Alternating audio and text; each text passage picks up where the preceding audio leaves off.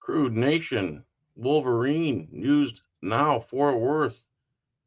Hey, Pucker Buttface. Good afternoon. Hey, Pucker Buttface. Green Thumb, what's up? How's everyone doing? Excuse me. Sing me away, the Felix that makes up the dark day. Why do you have a Burger King style pizza king? 12 cut pizza. Green thumbing around, Pucker Buttface the Hound, Jose Cuervo. I can take David Bruce and throw his ass into the zone. Mac McDonald, what's up? How y'all doing? Anyway, when I was put in the clink clink, a lot of people helped me. A lot of subscribers, a lot of random people, strangers were giving me money. Bless everybody. I don't do this for the money per se, but when there's a pinch, there's a pinch. I've been doing this since 2011. First time I ever asked anybody for anything. And I know a lot of you guys have already donated, which is fine. If you don't give me a penny, I understand. I really do. But Chile's having me on tonight for probably the last fundraiser, and I'll be done with this, and I can talk about everything that happened. So as a nice gesture, I'm going to cover one of his greatest videos, in my opinion, maybe three of them. If you guys like what you see, you guys down with that? Thank you, Chris. You're the man, dude. Who's what? FTJBTP. Elegant Junk.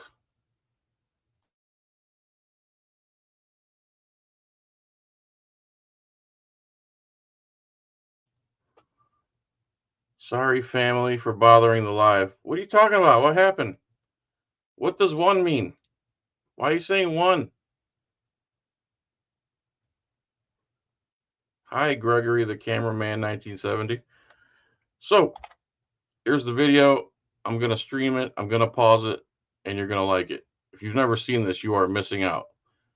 So, this is Terry versus Ohio. This happened literally 15 minutes from where I grew up. Number 67, John W. Terry et al., Petitioners versus Ohio. So this is everything you need to know about Terry versus Ohio. We are going to go over what the case is. The facts in this case are these. This incident occurred at 2:30 in the afternoon, broad daylight, in the downtown section of Cleveland, Ohio. The police officer in this case, one Martin McFadden, noticed two Negro males standing at the corner of 14th Street in the city of Cleveland, where Euclid Avenue and Huron Road intersect. These two streets, if the court please, form a triangle at the apex of East 14th Street. The police officer was approximately 100 feet away from where these two men were. He said, well, to tell you the truth, I didn't like them. Didn't like them? Yes. So for this case to continue, for us to continue down the road of this case, you first have to buy that Martin McFadden was a super cop and he predicted a stick-up. We have to start from there to have a case at all whatsoever. What kind of a neighborhood is that generally in Cleveland? A business neighborhood? That is our downtown section, the busiest section of the city, Your Honor. Downtown retail stores and offices and so on. Yes, Your Honor. And the testimony of the police officer was that there was business as usual in the downtown. I just didn't like him. So before this case, everything was based on probable cause and probable cause only. Your little hunches, your reasonable, articulable suspicion, none of that was in place. So in order to do things, you had to have probable cause back then. In the center of the city, stores were open, there were pedestrians on the street. The police officers stated that he positioned himself in the doorway of a department store by the name of Rogoff. For a period of 10 to 12 minutes, he observed these two males at the corner. Alternately, each made 5 or 6 trips over to two stores located on Huron Road. He said that he didn't know whether it was the United Airlines store or the Diamond store. We're going to go over the battle between Reuben Payne and Louis Stokes. And really, Reuben Payne just lays a shellacking on Lewis Stokes. And Lewis Stokes lays a great big goose egg in the arguments for Terry. They were standing on the corner conversing. Then, because of their not continuing in the flow of regular commerce, he observed one of the petitioners walk away from the other one and proceed approximately 100 feet west of the street.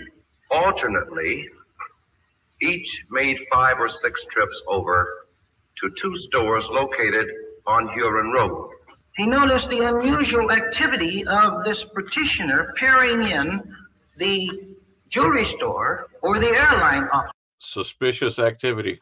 There, that was something in the vicinity of the airline office or the jewelry store which excited the petitioner's attention in some manner or in some way. When you listen to the Terry v. Ohio oral arguments, raw dog, just straight, they're only 1 hour, you'll hear that the number of times that Terry, Katz, and Chilton went over and looked in that diamond store window, it exaggerates constantly throughout the entire trial. Of course, Lewis Stokes never pushes back on this, and the only time it's ever mentioned is when Thurgood Marshall mentions it later in the trial. He then returned to his companion on the corner, had a conversation with his companion. His companion, in turn, alternately proceeded up the street and conducted himself in the very same manner, that they alternated in this way 4 or 5 times, that thereupon a third man came from across the street and had a conversation with them. After having a conversation with them, that the third man returned back across the street and stationed himself there, that these individuals then engaged in the conduct which I have described previously, 4 or 5 additional trips after that. Making the total number of trips, they then went across the street. The 3 men came together, at which time they were having a conversation, at which time the officer had concluded that they were casing the establishment for a stick-up. I don't care if they went back and forth 4 times or 50 times or 100 times. We have the right to assemble in the United States of America. We have the right to assemble. The Colfax massacre was based on Black people assembling. Most of the 1967 massacres were based on... By the way, this guy doesn't sleep or eat, so if you're wondering where he gets the time and the energy to cut this out and draw this up and make these timelines, I mean, these are the types of things I think about in my head, and then I'll get to like this far in it in my head, and then I'll fall asleep or eat some potato chips. Chile's driven like this. He's built different, so to speak. On Black people assembling. The police officer then says, I then went over to the 3 men. I said to them, I'm a police officer. What are your names? In the first instance, he said, they gave it to me quick. In all other places in the record, he says, they mumbled something. He said, at this, I then reached and got Terry. I spun him around, holding him in front of me. I then began to pat him down. He says, I felt inside of his top coat what felt to be the handle of a gun. The cop testified, I didn't like him, so he ran over and grabbed him. That's against your 4th Amendment right. That's why Terry v. Ohio is the most liberty-stripping ruling that affects us the most. The exact same thing that happened to John Terry, that Martin McFadden did to John Terry, can now happen to you. It's the exact same thing. And it does a lot. A cop can look at you and be suspicious of you, and it's always probable cause. This officer testified further, though, that he felt that they might be casing the place for a stick-up. Then the court then inquired of him specifically if he had ever, and by the way, this police officer had been a police officer for 39 years and a detective for 35 years. What did they say? They said Martin McFadden had been a cop for 39 years. They do this big emphasis on it. And so let's go back. He stops John Terry in 1963. So we can go back to 1923 is when Martin McFadden started being a cop, 1924. So what was going on in 1923, 1924? Prohibition. Before Brown versus Board of Education, police were the lynchmen. If you broke the black codes, police were the lynchmen in America. If people, the public, would let the police force handle the situation, I believe that integration would not be omitted. Black people in America aren't even free. So Martin McFadden and all the Supreme Court personnel, they're still being influenced by the Jim Crow Act. So these guys are raised, look at the years they're born. These guys are raised watching that Jim Crow Act that believe that black people are feeble-minded. So Martin McFadden starts being a cop in 1930, and then in 1954, black people are free. And 9 years later, McFadden sees John Terry, says he didn't like how they look. Well, there's no shocker to that. That's not a surprise.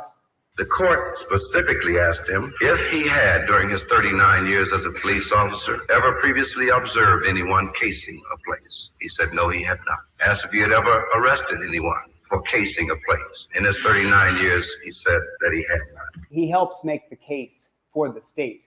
I then reached inside the coat and tried to remove the gun. I could not remove the gun. I therefore took the entire coat off of him and then took the gun out of the coat. At this point, he says, I ordered the three of them into the store. As I walked through the doorway, I said to the store personnel, order the wagon. He later explained that ordering the wagon means you are then under arrest. Just because a cop is suspicious of you doesn't give him the right to walk over and grab you. There's no probable cause. So what would be the arrest? What are you being arrested for? If you understand the Bill of Rights as written, this case should be thrown out right here. Once inside the store, the three men were ordered up against the wall, whereupon he then searched Chilton. Inside of Chilton's top coat, he also found a loaded revolver. He searched the third male Katz, upon whom he found nothing. He then caused these men to be removed from the haberdashery to Cleveland's police station. When they arrived at the police station, they were then booked for investigation. Sometime late the next day, after having Booked for investigation. been interrogated the following morning, these men were then charged officially late the second day with carrying concealed weapons. The police officer.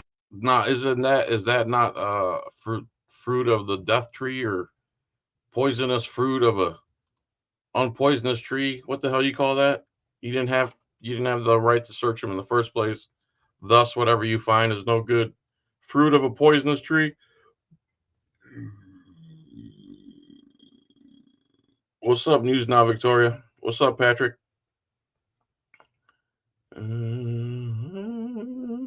Over the rainbow. Also testified further, reference to questions propounded to him having to bear on the question of probable cause. We asked him, did you know any of these men? No.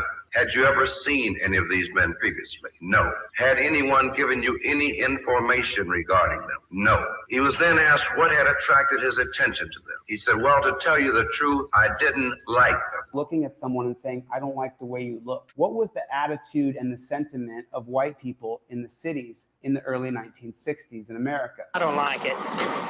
Why not? Well, I just don't think it's right. If ain't people in Mississippi are ready for that, then they'll say they are. You agree in this? I think that we were better off before it started. Well, I think they should have stayed where they was at. They're just trying to stir up trouble, all it is. They should have stayed where they belong. Well, I don't think none of us. Dude, that's so disturbing that racism was just commonplace like that.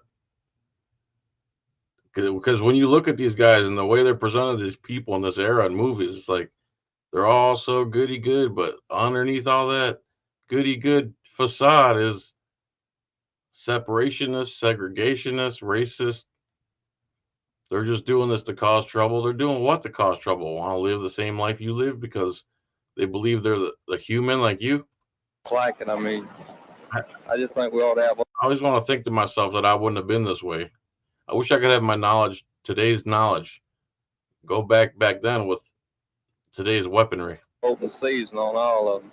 Well, I don't know. I mean, it's not going to last too long before the people down here get a little antagonized with it, and they're going to take it into their own hands.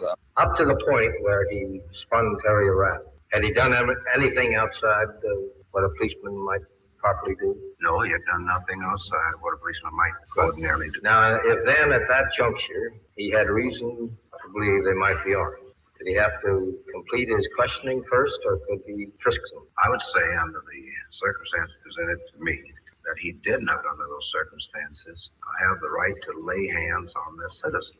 And this would be because you do not think the record shows that they had any reason to believe they had weapons? No, that he didn't have. I'm saying that the point that you lay your hands on the citizen and you begin to exercise dominion over that citizen on the streets by spinning him around. In order for you to do this, that you must have the probable cause that is required to place a person under arrest, because this person is substantially under your custody, your dominion. Then you mean he can't frisk for weapons without probable cause to arrest? Is that what you're saying? Yes. Pay very close attention. This next part is where we all lose our liberty, where the Fourth Amendment is washed away. Pay very close attention.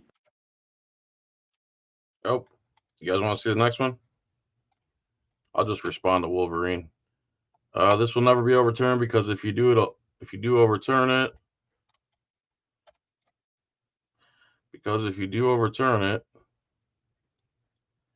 it will take the only bone that we have that government holds over us away from us. It will take RAS away from us. So my response to you would be, before Terry versus Ohio, there was no reasonable articulable suspicion. It was probable cause was a standard, which means there's something telling you, and you could prove with articulable facts, that a crime is happening. So there's that.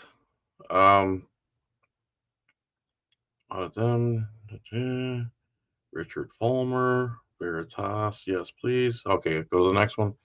Let me cue that up if you don't mind. Get that going.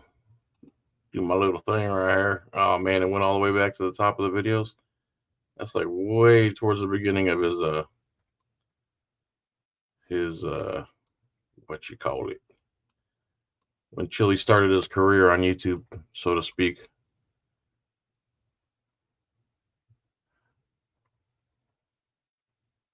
And you gotta go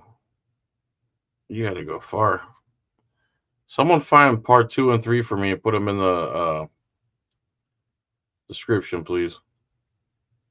Man, where is this?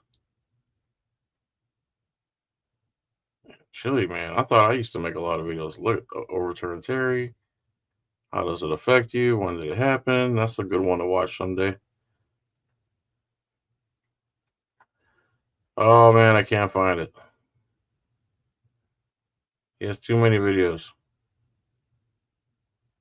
I'm one to talk. All right. Oh, there it is. Part 2. All right. Somebody put part 3 in the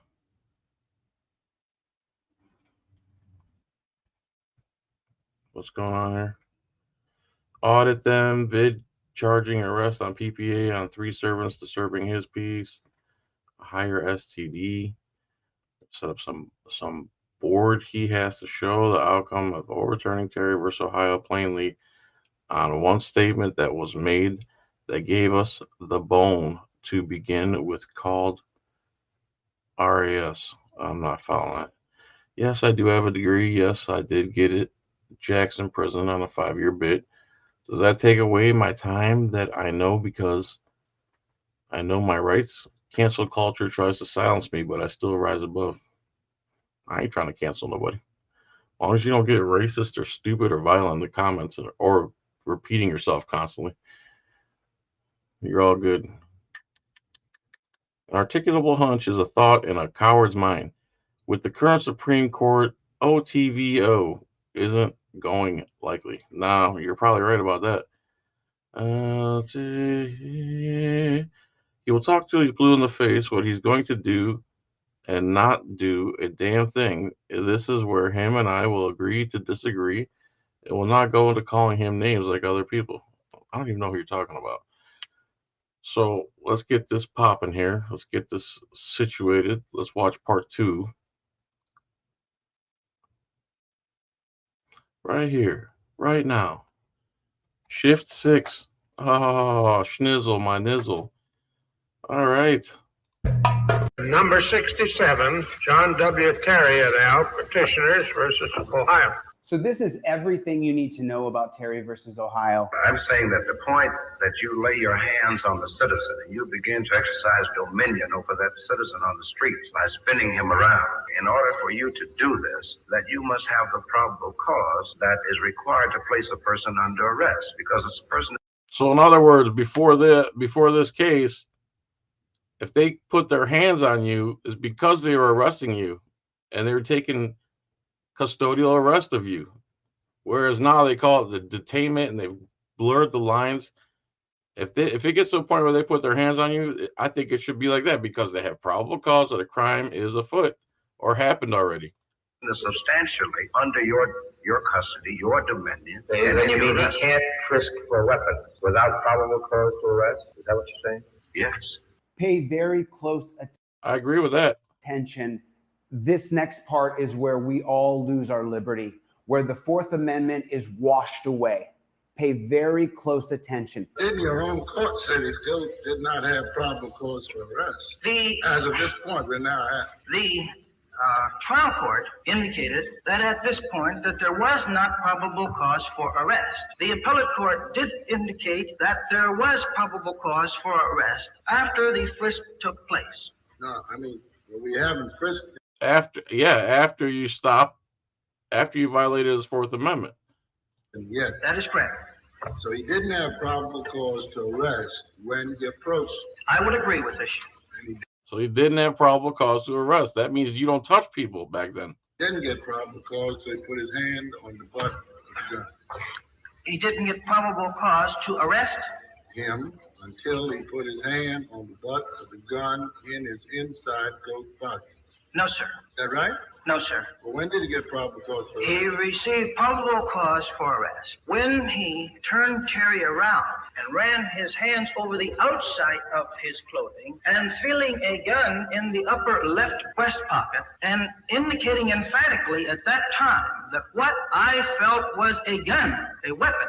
Well, he didn't have it, as counsel for petitioner says, he didn't have it when he laid hands on him and turned him around. I would agree with, he did not have probable cause to arrest. Right. I would agree that he would have probable cause to frisk or to lay hands on him at this point. Why? Because of the nature of the circumstances and protection of his own life. The lawyer is telling the Supreme Court justice the constitutionality of probable cause. If the white cop is afraid for his life, that matters more than your civil liberties. Because of the nature of the circumstances and protection of his own life. I find no problem with this particularly because I do not ask for a different standard of probable cause as it may relate to the right to lawfully arrest a person. I think that the quantum of evidence that is basic and essential under the circumstances to establish probable cause for the officer to arrest, for to stop a person and to ask him questions, may be somewhat lesser in degree, but by the same token, it is probable cause under any circumstances. That's incredible. That's incredible. He's saying here that if a cop looks at you and he thinks that you could be armed, that's probable cause.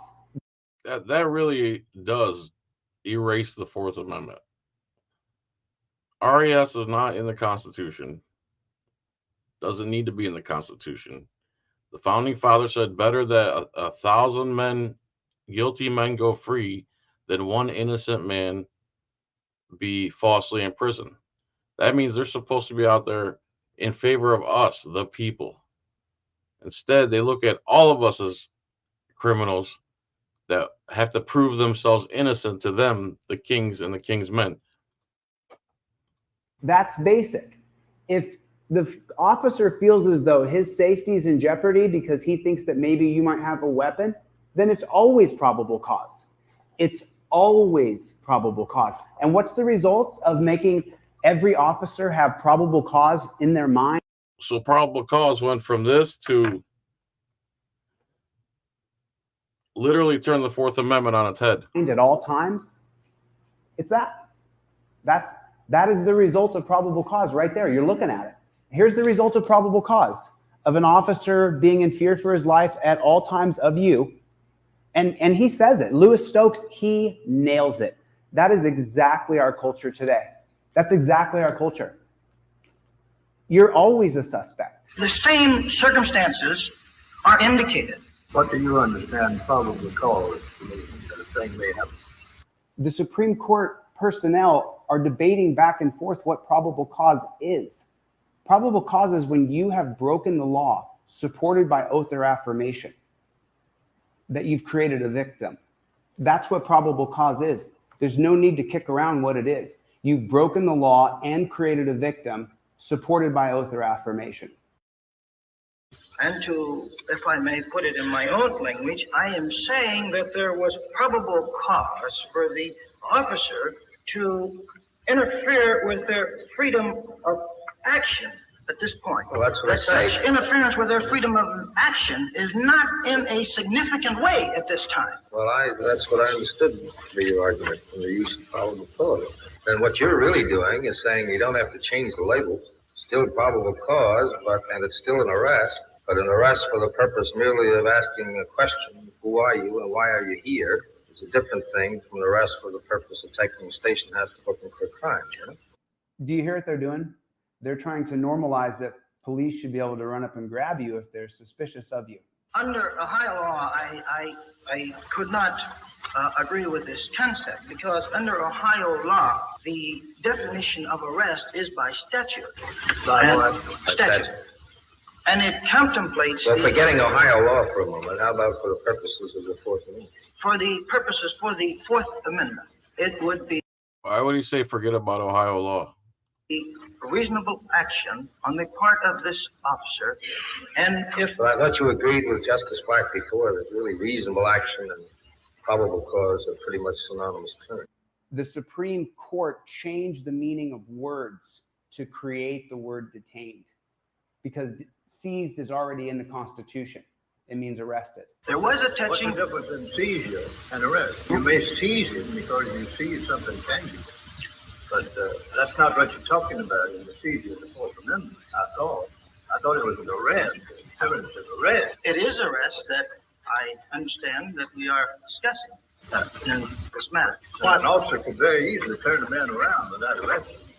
I agree with this, and this is the position that It might not I be take, easy, depending on his size. that he could very easily turn the man around, and some may term that as a seizure. KKK member Hugo Black is trying to argue that seizing you is not arresting you if it's not for the intent to take you to the dungeon. That's nonsense. Seizure is a stop. They stop your motion. You can't go anywhere. You are seized. When your engine seizes up, what's it doing? It stops. It's seized up. It stopped. When your grandma seizes up, she stopped. The DUI checkpoints, when they stop you there, they have seized you in your car. You have been seized by the government. You're really not seized unless you're taken to the dungeon. He's trying to say, well, that's not what it means constitutionally. That's garbage. He's a Supreme Court justice supposedly standing up for our civil liberties. But I would not term it as a seizure of the person himself unless he has the intention of taking that person into custody, even though he may lay hands on him at that particular time. The first seizure of the person was at the time that he ordered them into the store. You mean when he took Terry and swung him around, there was no seizure of the person? I think there was a temporary detaining or interference with his Well, he had person. his hands on him when he switched them around. Surely there was no seizure of the person. But here again, we're dealing in simply semantic words. No, I'm asking that. Semantic words. Semantic words. A guy with a gun with the power of the state coming up and grabbing you becomes semantic. No. That word's in the Fourth Amendment, isn't it? Agreed as it is, sir. Play that back again. Listen to what they're doing. They're changing the definition of detained. Because when detained means seized, he says, isn't that word in the Fourth Amendment? Against unreasonable searches and seizures? But now detained doesn't mean seized in what world? At the Supreme Court. At the Supreme Court. Because if you've been seized and you've been arrested, and you can't be arrested on reasonable suspicion. You have to be arrested on. So they gave him a Fourth Amendment buffer zone here by passing this Terry versus Ohio. Probable cause. suspect that the defendants were conducting themselves suspiciously and some interrogation should be made of their action. 5, there was reasonable cause in this case for the officer to approach these individuals and pat them down. Here is a decided attempt on the part of the trial judge to equate and balance the rights of the individual with the rights of the public and the safety that is involved herein as it pertains to the officer in this particular case. The Terry laws that we live under today were not written by a legislator. Congressperson writes a bill that's a law, and then the president signs the law into effect. This is our constitutional process. The Terry laws were not signed into effect by the president of the United States. That's not what happened. The Terry laws that we are forced to live under today were written by a Cuyahoga County trials judge named Bernard Friedman. The trial judge made these remarks. A police officer cannot, as far as this court is concerned, and will not be permitted to stop and frisk an individual simply because he has a suspicion, a mere suspicion, unless there are reasonable circumstances justifying the frisk. When the circumstances justify and there is reasonable suspicion, and for his own personal protection, he may frisk to determine if there are weapons for his personal safety. The officer assigned in the area which he had been placed, doing the job he had been doing, and had reasonable cause to believe and to suspect. Probable cause is not probable cause to see or probable cause to believe. That's not possible. How can probable cause to see be supported by oath or affirmation? The cop swears, he promises that he believes he was in danger. So your civil liberties have to go. That the defendants were conducting themselves suspiciously and some interrogation should be made of their action. There was reasonable cause in this case for the officer to approach these individuals and pat them down. Here is a decided attempt on the part of the trial judge to equate and balance the rights of the individual with the rights of the public and the safety that is involved herein as it pertains to the officer in this particular case. This next part is where the Supreme Court personnel will inject that this entire thing is about officer safety. And here there is no suggestion, is there, that the policeman had any basis for fear as to his own safety? Am I right? If there's nothing in the record that indicates There's that? nothing in the record whatsoever. I don't understand your answer to Justice Fortas when you said there's nothing in the record to indicate that the policeman didn't have concern for his own personal safety, because I thought he said that based on his intuition, he thought these people were casing a place in order to rob it. Isn't that what he said? This is what he said. Well, presumably then they would be armed, and the minute he walked up and talked to them, he would quite reasonably be concerned for his own personal safety, I should think. Well, police officers are very often in position where they might not be able to make an actual arrest, but they are in a position of great danger. Where they are in a position of great danger, are they in a position to protect themselves from violence by looking into the situation to see if anyone is armed to do the violence? Yes, Mr. Chief Justice, he certainly has a right of self-defense, and he has a right to protect himself. Just atrocious. Self-defense means defense. It doesn't mean offense. There's a difference. Listen to Louis Stokes. Whether with or without reasonable cause, he thought or suspected that these were armed robbers about ready to hold up a place. And I suppose if you walk up to such people and begin asking them embarrassing questions, you might have some little concern for your safety if you bona fide believe that they have weapons on them. Now, that much is in the record. Then you should call back up, stand behind your cars, get out the megaphones. Except you didn't see nothing. It was all speculation. Yes, sir. No, is that so? Excuse me, but is that so? Does the record show that he thought these men were armed before he put his hands on them? Yes, he says, after he says that he thought they might be casing the place, and I felt that they might have guns. He did. He said he testified to that, but yes, he did. Don't you think he'd be justified in the first instance in confirming whether or not they did have weapons before he went on further to interrogate? On the premise that it was reasonable for him to think that they had weapons. Take a situation of this kind where a police officer sees someone acting very peculiar. Might not be in connection with any information he has about the any crime. Maybe the person is abnormal mentally. Maybe he thinks he's insane, and he wants to talk to him. But the man shows indications of he thinks of violence, and he wants to be sure that he won't be attacked when he goes to talk to him. And he goes up to speak to him, and also ascertains whether he has any weapon on him. Did you think he had a right to do that? As a matter of probable cause that he might be injured himself if he doesn't take. Look, that's not probable cause. That's worried about getting hurt.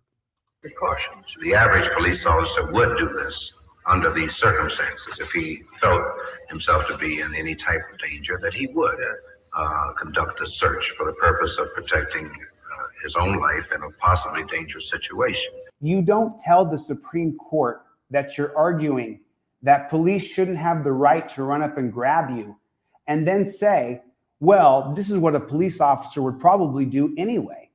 Mr. Justice, I'm sorry if I'm giving you the impression that the police officer cannot ask him a question. I said can ask him a question, but cannot get an answer and do nothing about it. He can arrest him if he chooses. He can arrest him. But suppose he doesn't choose to arrest him. Then Suppose he wants to do something short. Then I don't think he has that right. If you read a little biography on Hugo Black, he said that he left the KKK. This is him in 1968.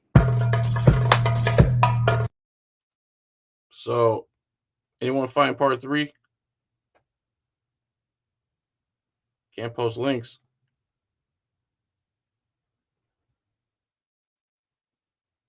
You guys want to see part 3? I think it's pretty good so far. Wolverine Transparency saying that he will believe that without reasonable articulable suspicion that the cops will just go back to going by their hunch and their hunch only. But the problem with that is, in my opinion, if their hunch is wrong, now they open themselves up for a gigantic civil lawsuit. And they're rarely going to do that. At least that's the on paper. Help the channel. Da-da-da, great dude, yes.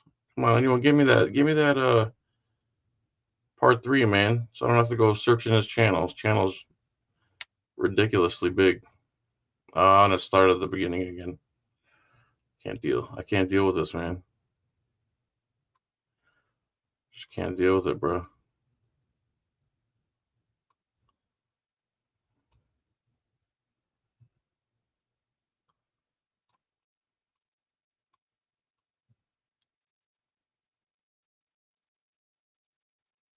If it looks like I'm just staring into space, I'm looking for the part 3. Beta canine search, no. Beta canine search. Jesse came over yesterday and he called me a neocon grifter. God, that kid is so funny. Oh, it's coming. It's coming. Let's see if you guys found it. My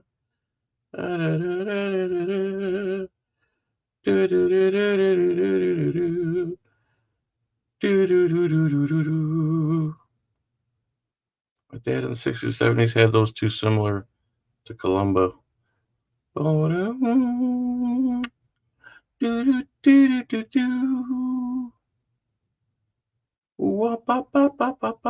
Man, you guys really gonna make me find this? All right. Enjoy the elevator music. It's like Zamfir in this biatch. Overturn Terry, part 1. Where's the rest, man? Where's the rest, bro?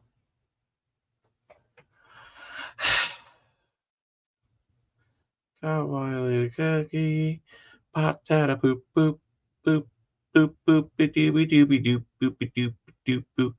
Auditing cops. All cops suck. Overturn Terry Part 2. Where's Part 3, bro? Oh, man. You guys don't help me, man. Help! I need somebody. Overturn Terry 3. Part 2. Is there not more than Part 2? Oh, Part 3. Fish should have out of it. All right. Alrighty then. See here. The problem is RAS isn't real suspicion anymore. It's only a getaway to pass by saying that the word suspicious in the PCA and only in mind at the scene. It removes the word integrity and the word ethics. That's correct. James Barnes says this. What's up, great dude? New comments. Wolfie has it on mail. It's not how they open themselves up. It's people are poor and can't afford to, so they keep tyrannical BS going. In other words, if you take Terry versus Ohio off the board, we will lose years. Okay. Mr. John Eagle, how are you, sir? All right. You guys ready for part 3?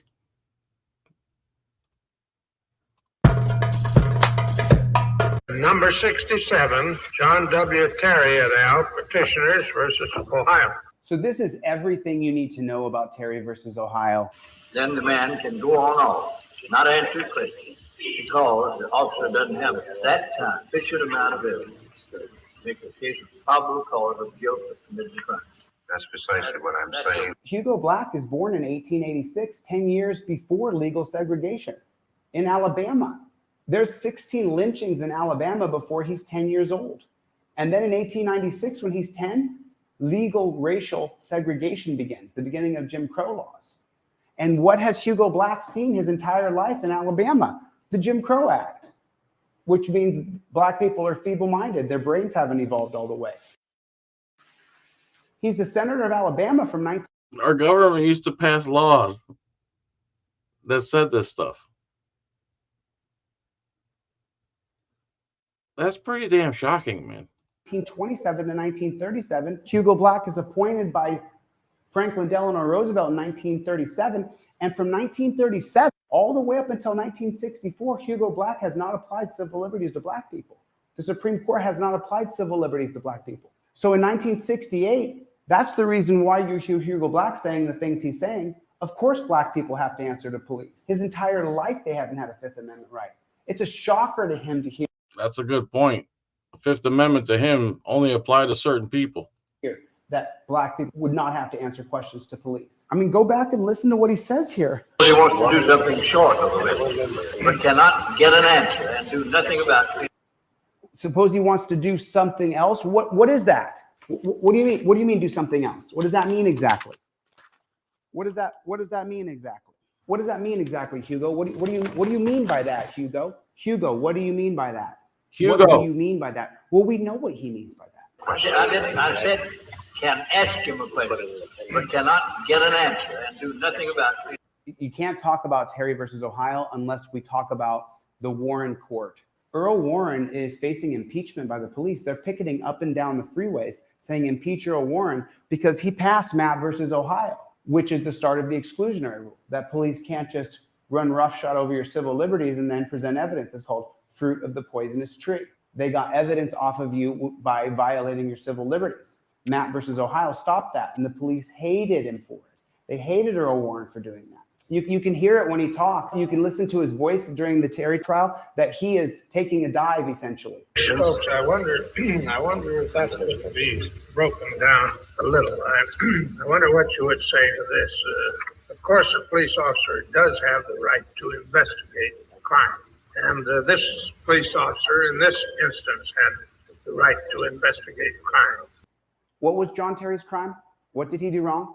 He was walking around on the street in the daytime talking to other people. It's 2:30 in the afternoon. He's walking around on the street speaking to other people. And they had a conversation. And then he went over and talked to this man. And they had a conversation. And then he stationed himself over there. He did see what one might well say were suspicious acts on the part of people whom he thought might be preparing to commit a crime. He had a right, did he not, to pursue that farther, to determine whether or not he would have probable cause, perhaps for an arrest. He said that police have the right, do they not, to walk up to you as you're minding your own business and investigate you. No, Earl, no, they don't. And why does he think that way? He's born in 1891. Earl Warren is supposed to be the defenders of our civil liberties, our right to be free. And instead, he's saying, don't police have the right to walk up to you and question you on the street? Dude, honestly, if it wasn't for the ability for everybody to have a camera now and the ability to record,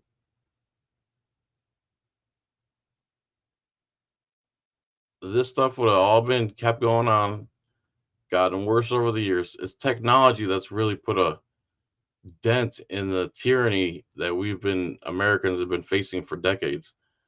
And what I'm scared of is that now video, video don't lie. But nowadays, and as AI gets better, the video is, the video won't be able to be trusted, and it's going to have to be run through several verification softwares to make sure it's real, and etc. So we're past the video age. When in your life did you think that you got video, you're gold?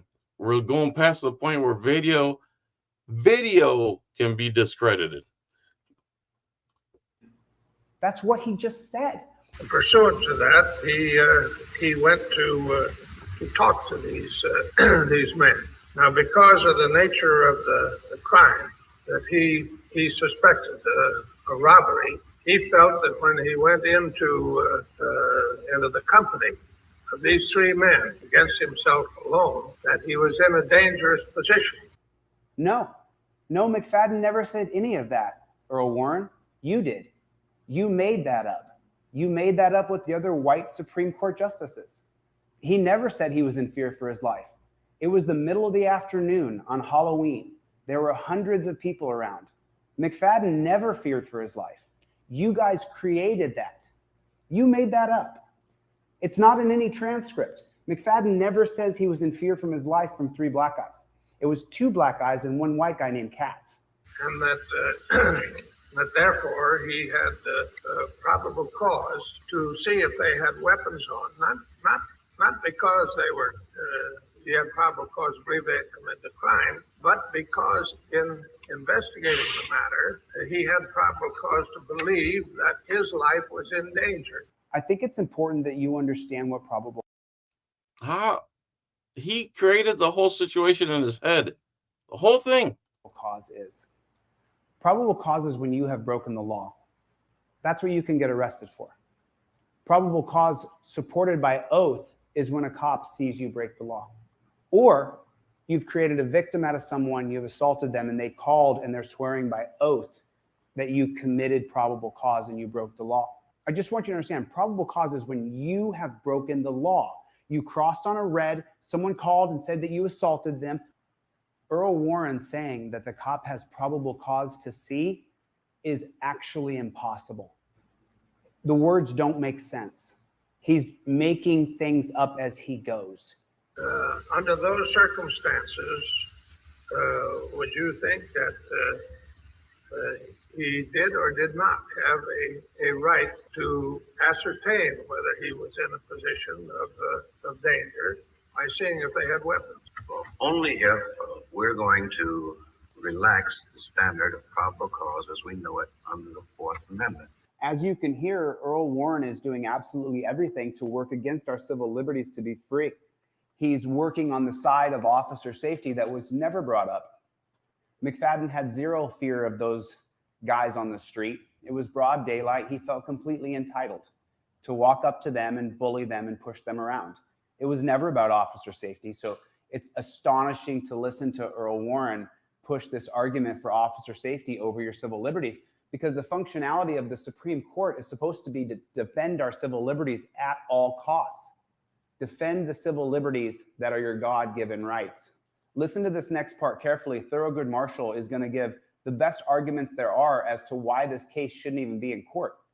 And then he's going to destroy Martin McFadden. He's going to destroy his character. He's going to destroy his ability. He's going to destroy everything about Martin McFadden. You have to listen carefully. Well, Mr. Payne, in this case, this arresting officer testified, did he not, that he had never seen anybody case a joint. That is correct. He did so testify. He also testified that he'd been on that same area for some 30 years doing the following things: checking for pickpockets and shoplifting. That is correct. So I'm going to grab a drink, but I'll bring you up afterwards if you want to talk about it.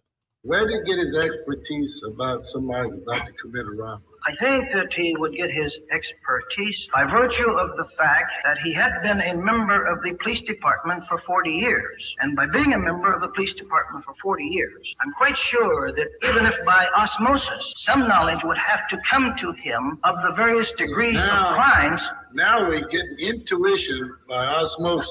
Not at all, sir. Not at all. Not at all. I did not mean, I didn't mean to imply that, nor did I mean any disrespect by so using that particular term. I think that, for example, if I, as a lawyer, am around a particular office for a number of years, I certainly must gain knowledge about various concepts of law that may come about from time to time. There are exceptions to that. I would agree with the court in these circumstances also. It's a funny joke, right? The thing is, though, Reuben Payne is correct. Reuben Payne is spot on in his analysis of learning policing, being on the job for 40 years. Remember, Martin McFadden's job up until from 1924 to 1954, 20 years, was to enforce black codes, which meant to instill fear in the black community and to be suspicious of black people and to arrest them. After 1954, there's a no man's land from 1954 to 1964. In 1963, Martin McFadden says he's suspicious of John Terry. He doesn't like how he looks. What had he been doing for the 20 years before 1954? Well, seriously, Mr. Payne, the point is that the only thing he noticed was a man leave from position talking to another man and go across the street, look in the window, and go back. I disagree. Now, number one, you'll agree that everybody that looks in a public window is not casing a joint. Agreed. But they did do it twice or three times. How many times? It's not too clear to me in the record. May I then, in response to the justice's question, indicate, first of all, and clarify this. His testimony was not that he didn't like them. His testimony was that he didn't like their looks. Now, I don't think that he meant by that any reference to pigmentation or anything else. And anyone with two eyes in his head and was roughly normal vision can look around him and see that there's a vast and permanent difference between the white and colored people. That, as Abraham Lincoln so wisely said a number of years ago, would forever prohibit them from living on terms of equality in the same society. That, just in a nutshell, is the reason. I think that he meant by that, when we take the entire record into consideration, the fact that this was in a downtown area. But didn't your own court say he still did not have probable cause for arrest? As of this point, we're now at. The trial court indicated that at this point that there was not probable cause for arrest. The appellate court did indicate that there was probable cause for arrest after the frisk took place. No, I mean, we haven't frisked him yet. That is correct. So he didn't have probable cause to arrest when he approached. I would agree with this. And he didn't get probable cause till he put his hand on the butt of the gun. He didn't get probable cause to arrest him until he put his hand on the butt of the gun in his inside coat pocket. No, sir. Counsel for petitioner says he didn't have it when he laid hands on him and turned him around. I would agree with. He did not have probable cause to arrest. Right. I would agree that he would have probable cause to frisk or to lay hands on him at this point. What? No. You're just literally changing words. Why? Because of the nature of the circumstances and protection of his own life. He didn't see it go. He didn't say he saw a gun bulging or anything like that. No, he did not say that he saw a gun bulging. He indicated that they were casing a joint for robbery, which implies a crime of violence, which implies that they have a gun, which implies a crime of violence, which implies that they have a gun. You implied all that through the narrative you created in your own head. It's made up fantasy. And then Thurgood Marshall will vote for Terry Lawz. All right. I don't think there's any more of that, but someone said they wanted to come up, so let's do this. Let's invite. Now, no cursing. If you have a criticism of someone, do it, but do it in a nice way. I don't want a ton of drama on my channel. So here's the link. Act appropriately when you come on.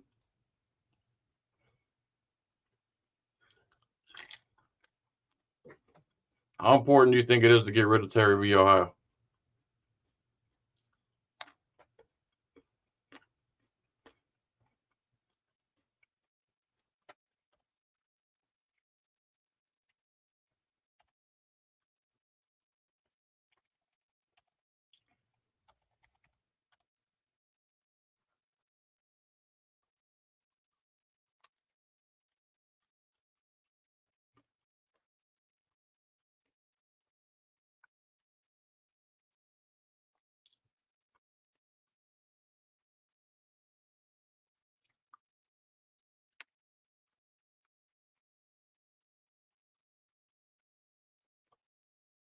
I thought someone wanted to talk about this.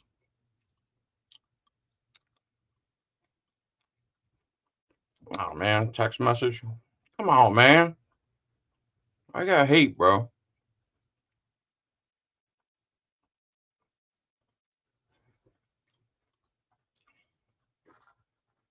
Link is. Oh, I didn't press. Oh, I'm sorry. Duh.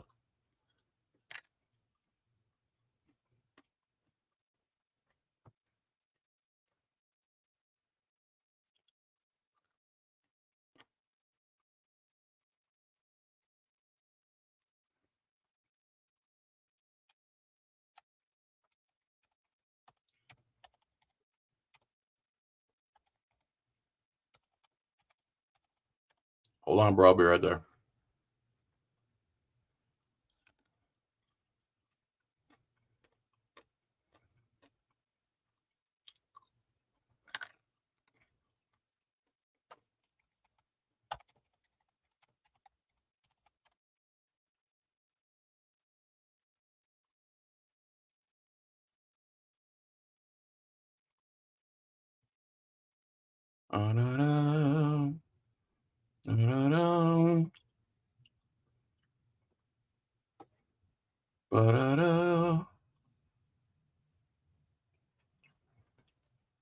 All right.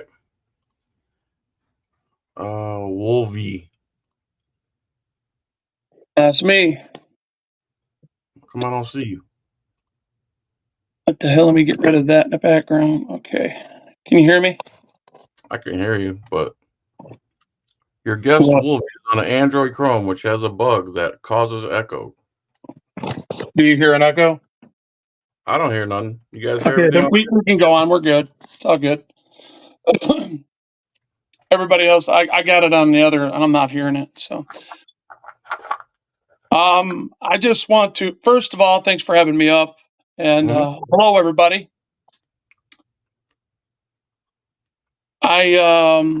This issue, I have, as soon as Chile come out with this, I have seen the problems that we face when we overturn specific laws that deal with cops and their probable cause and what created RAS to begin with. And what we need to look at is what what they were having. I mean, Chile brings up some awesome points, right?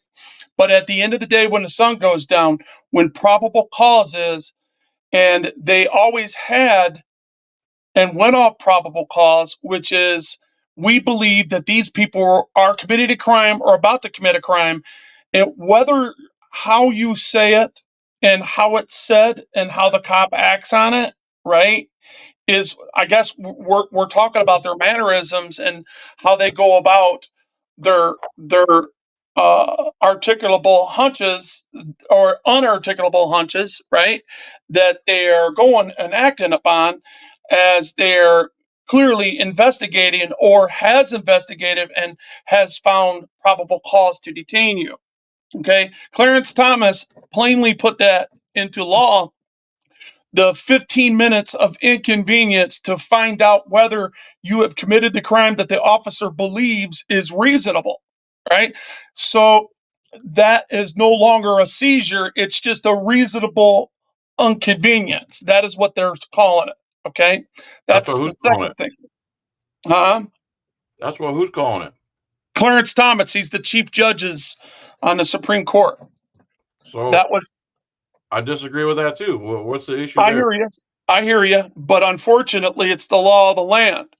And when Is that a traffic stop specifically, or is that whenever they feel like it? it's whenever, basically, well, the way you said it, they, if we take away Terry versus Ohio, we will give them hell of a lot more authority into the Orwellian totalitarian state that we don't want. We don't want that Orwellian totalitarian state. We don't want them to go around and dictate us, right? That is why we have the voice that we have today, and the actual fact that you said, that all this technology is a double-edged sword. It's been biting them in the rear. So, you say, wouldn't that bring a case against them? And having the facts, right? You look what the news says about our cameras, and they say, it is alleged, there's this video alleges that this cop did this, and we can clearly see that the cop did it and had intent to do it. He's a criminal in it, right? We clearly see that, right? Yeah. Okay, but they use the word alleges, right? So here's why. I'll give you a perfect example. When me, Freaking Media, Eyes on Corruption, and MCC, Michigan Constitutional Crusader, that is, we were all on public property that they deemed private property. I was never on the property at the time of question. 21 LEOs seen them on that property and automatically superseded any exculpatory evidence. And to this day, the ticket doesn't exist in their system. The time that they put them in a correctional facility and me being chained to a hospital bed is not noted in the record. And the chain of custody is all effed up. Right? So we're looking at this stuff and we're saying, wait a minute, we have undisputed documentation that these guys, literally 21 LEOs, wrote supplemental reports to this. But when it all come out as facts, it was called Brennan's Loop, and it was a bus stop, and it was accessible to the public because we owned the land. And the demarcation line where they didn't want us to be, there was an 8-foot fence there, as you've seen. But yet they still got away with it, John. They still got away with it. Okay, you said a lot there. Tell me specifically why getting rid of Terry versus Ohio is a bad thing. Well, because when you delete a law, remember the narrative that delete laws puts out, we're deleting laws. So if you go and overturn it, what are they going to replace it with? You know damn well the bootlickers.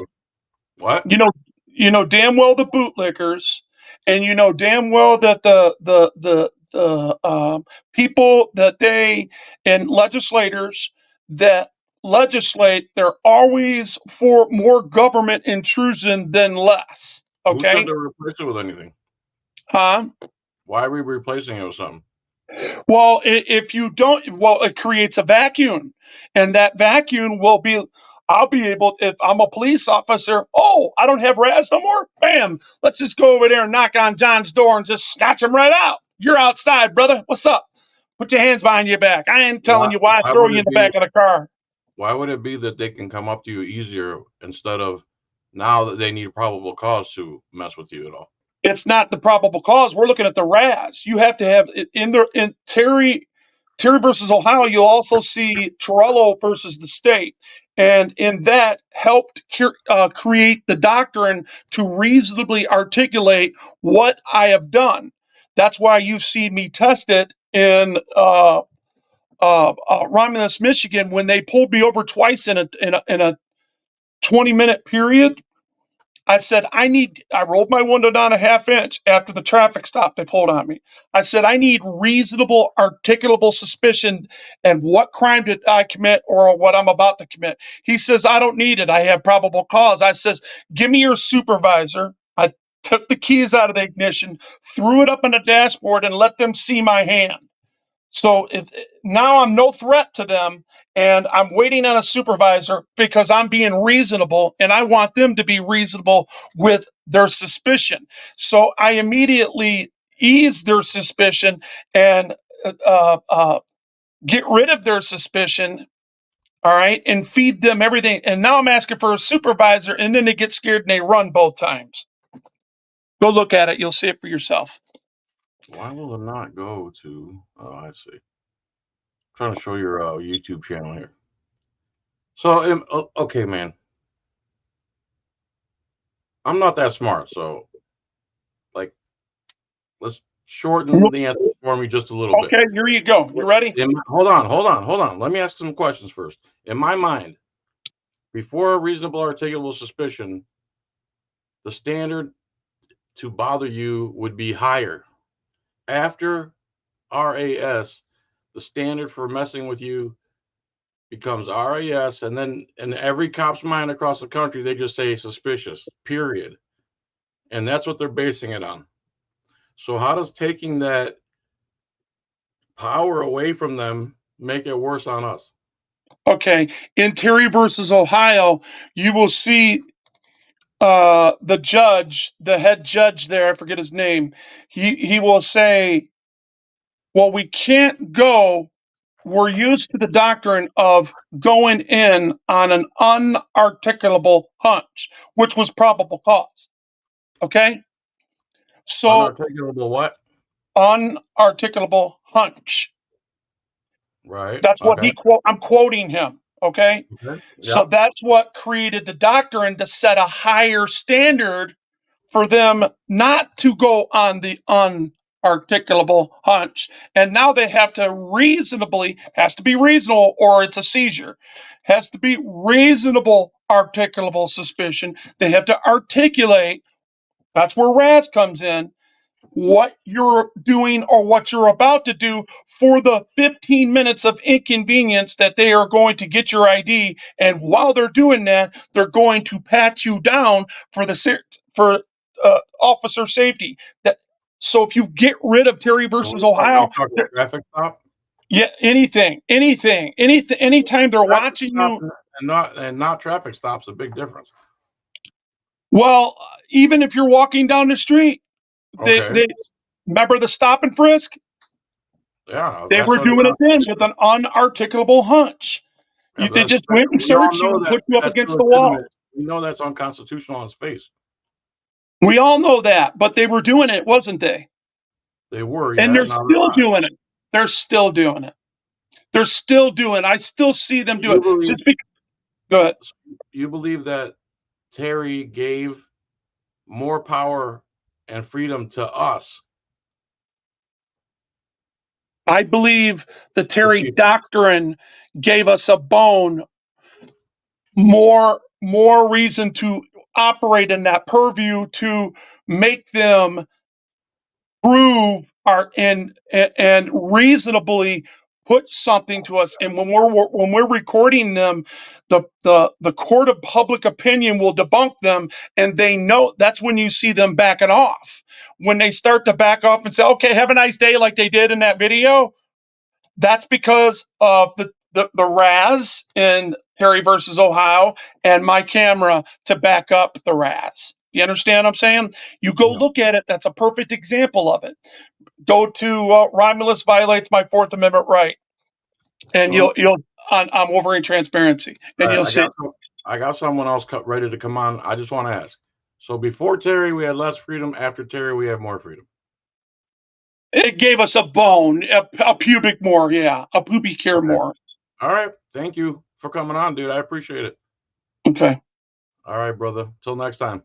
Yep. All right. So Veritas Los Liarabit. Hello. Hello, Mr. Veritas. Vos Liarabit. Liarabit. Hello.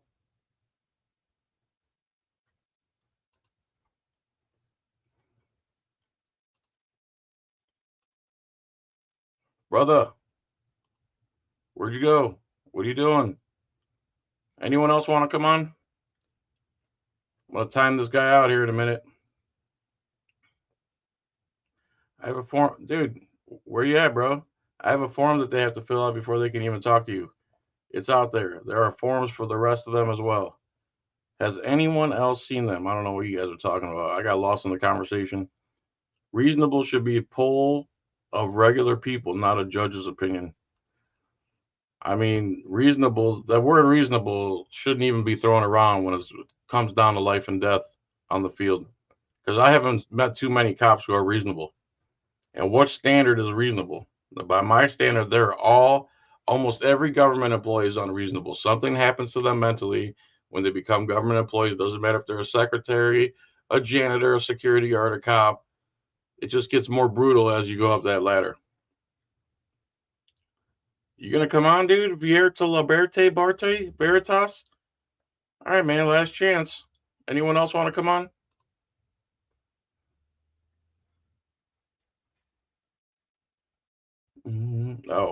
Oh, you're trying to leave my stream and you accidentally hit the link to bring you into the studio. And then when I bring you in the studio, you're like, oh man, I was trying to leave this garbage stream to watch another stream, but it turns out that would have just been part of this garbage stream.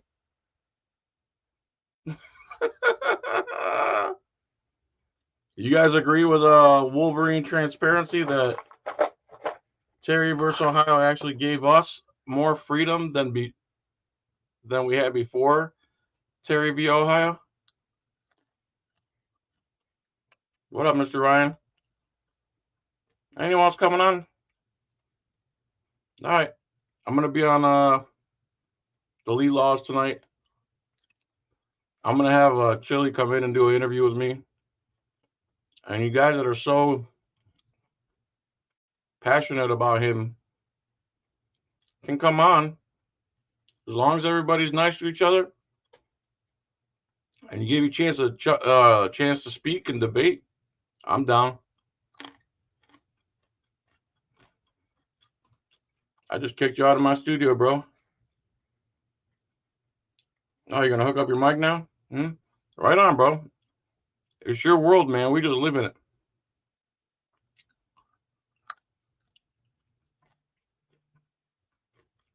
Good show. Caution with the hot one. Who's the hot one?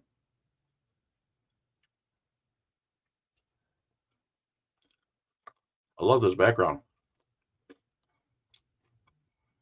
And smoked almonds. Great value brand.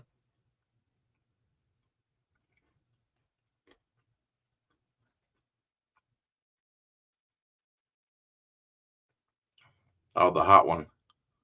Yeah, man. I've heard things, man. I hear things. I hear the rumors. I hear everything that's going on.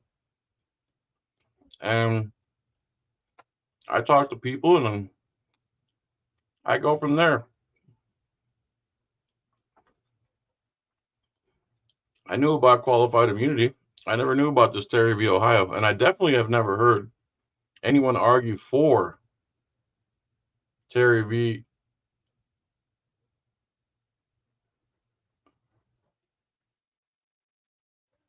I shouldn't read the comments because I just went totally sidetracked.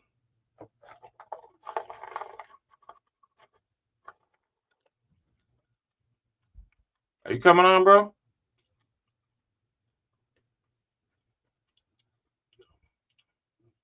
Anon Mouse says, you can read it, but I'll read it.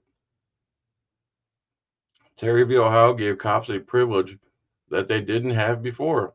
The fact that cops took great liberties with people before Terry v. Ohio doesn't make it a good thing.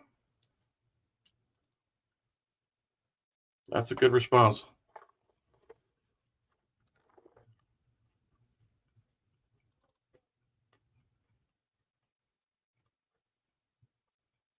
Yeah, they say they detain you because you're being suspicious, but they think that that's the law, that RES means you're suspicious, so I'm detaining you. All right, man. I'll give you about 5 minutes, and I'm outie. You can find me on Chili's channel at 9. Ready?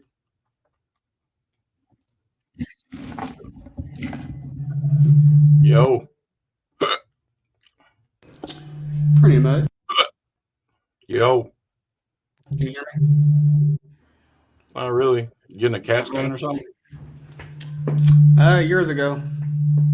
My stuff is being really. Sounds like you're getting one right now, or you're playing with a lightsaber. My damn speaker. So what's This up? might not work out. Yeah, it might not, bro. My headset. You ruined my whole live stream, bro. Yeah. I'm kidding, man. I know. You're good. New normal. Coming clean with some emojis. High fence claw. I can fix this. You guys ever play tower defense games? You're missing out.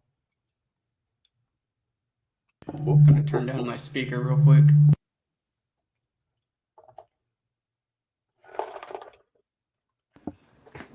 Okay, that should be better. There you go. Maybe.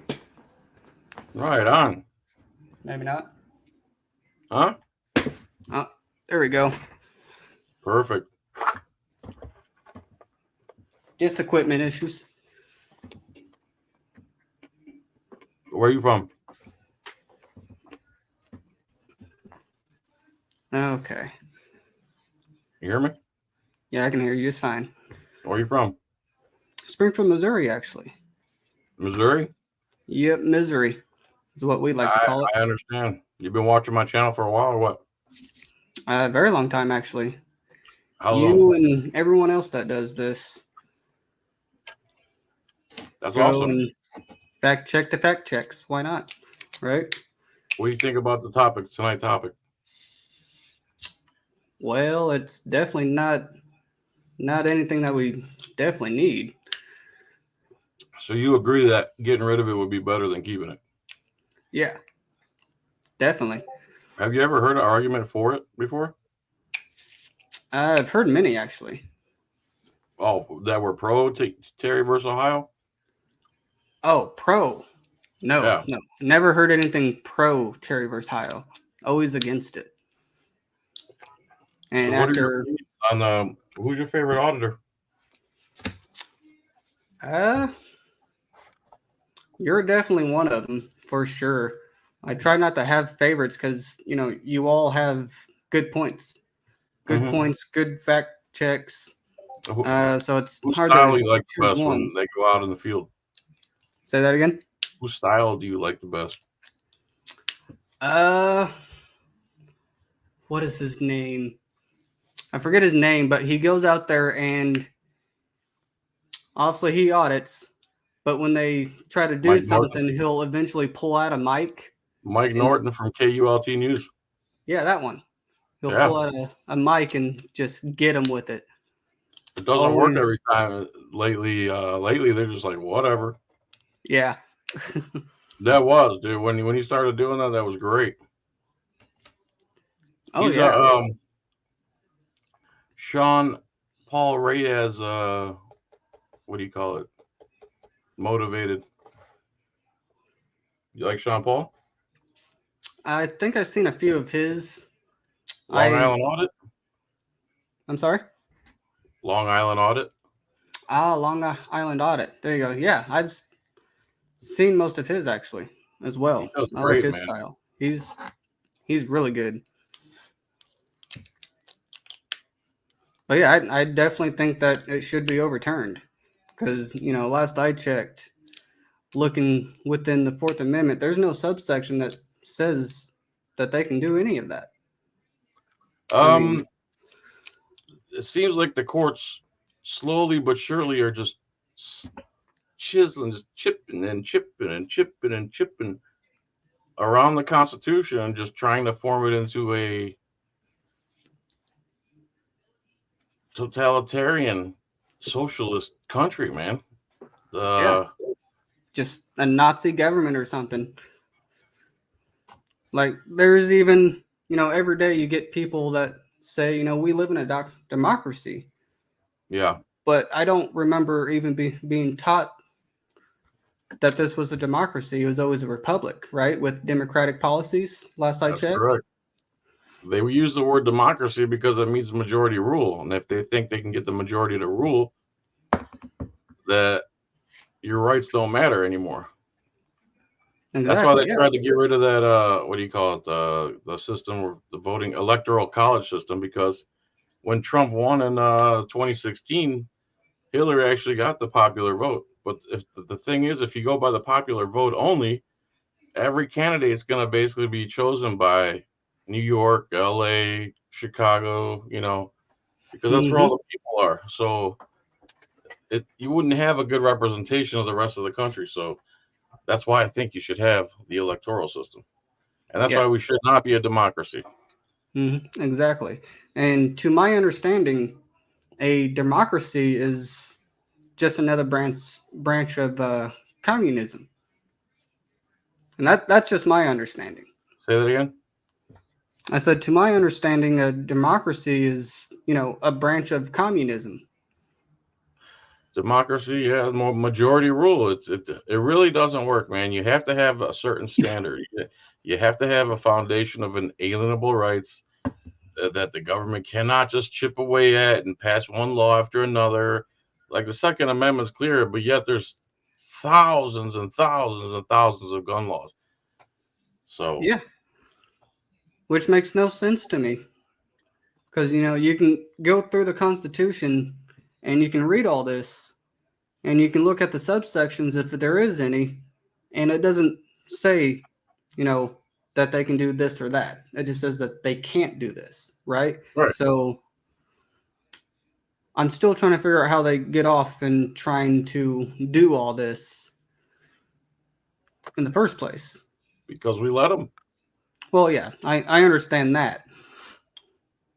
And, most people don't even want to believe the truth. Bottom line is, unless you're willing to put pressure and keep pressure, not only on other countries that want to mess you up, but your own country, your own government, freedom's not free. You have to fight for it. There's work to be done.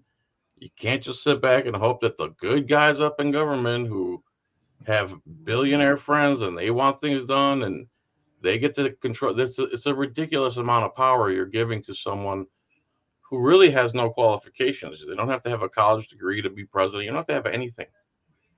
Even a sheriff could be elected and never have any law enforcement experience. Yeah, it's crazy, ain't it? It's beyond crazy, man. And like you said, it's more of a top-down, do what I say, corporation-style country rather than an independent, free market the way it should be. Your money's controlled. The banks are all controlled. The media's all controlled. It is 100%. And another thing that everyone keeps forgetting about or was never taught is, do you know the Supreme Court ruling of Penhollow versus Dunn's administrators? It was back in 1795. I'm sorry? Penhollow versus Dunn? Yeah, Dunn's administrators. Tell me about it. It was a Supreme Court ruling in 1795.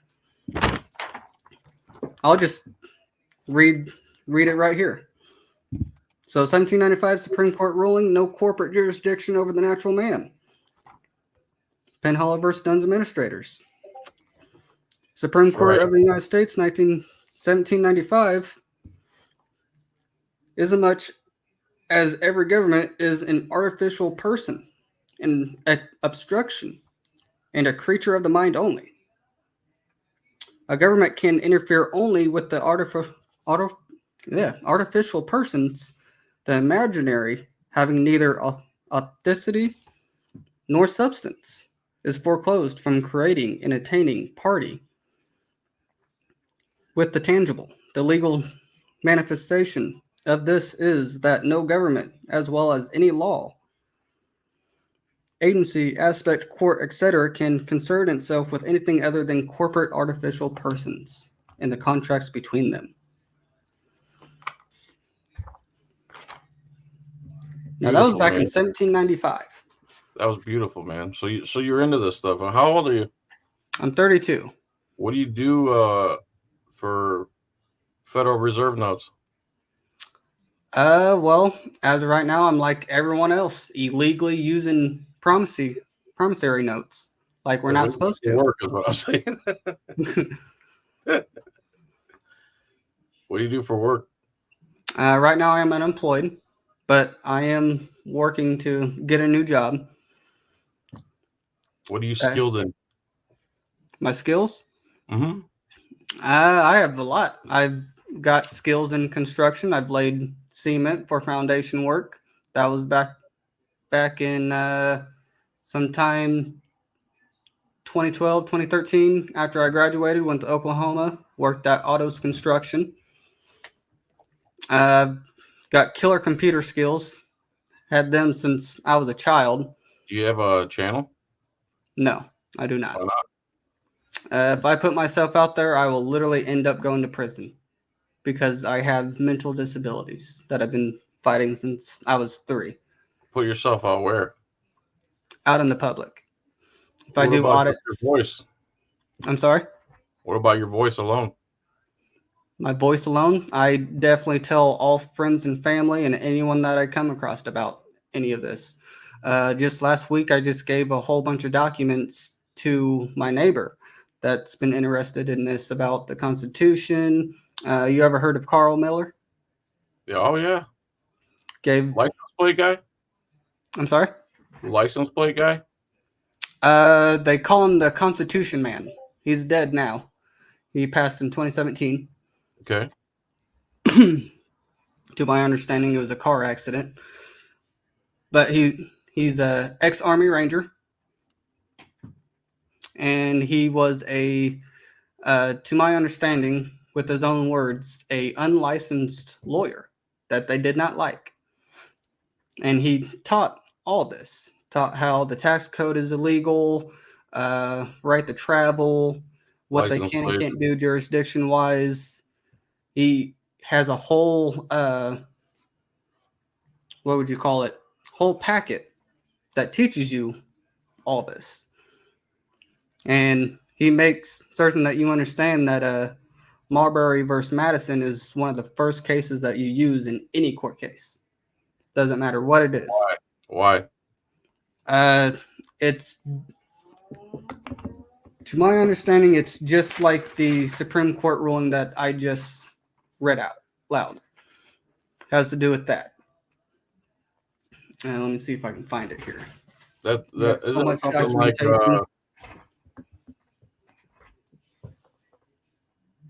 Say that again? Isn't it something like all laws must be constitutional and any that are repugnant to it are unconstitutional? Something like that? Yeah. Word. There's another thing that most people don't know either is Congress passed an act in 2021. Do you know what that one's called?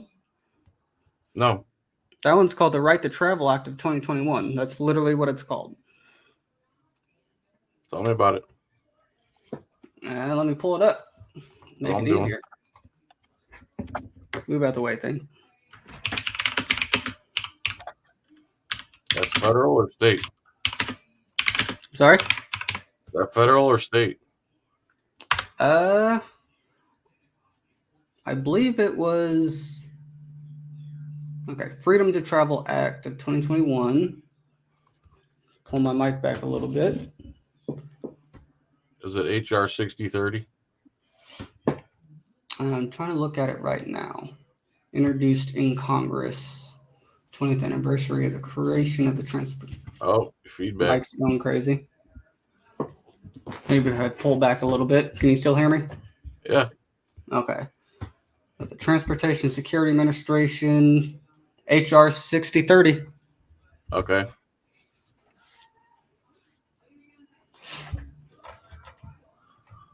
So,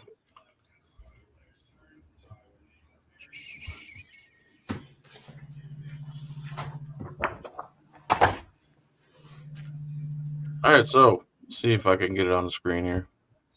Yeah, I think it's there, right? Yeah. So, where'd that go? HR 6030, 117th was a bill in the United States Congress. A bill must be passed by both House and Senate in identical form and then be signed by the president to become law. Bills, numbers restart every 2 years. That means there are other bills with the number HR 6030. This is the one from the 117th Congress. This bill was introduced in the 117th Congress, which met from January 3rd, 2021. January 3rd, 2023, legislation not passed by the end of the Congress is cleared from the books. How to cite this information? Where's the information from? Let's see here.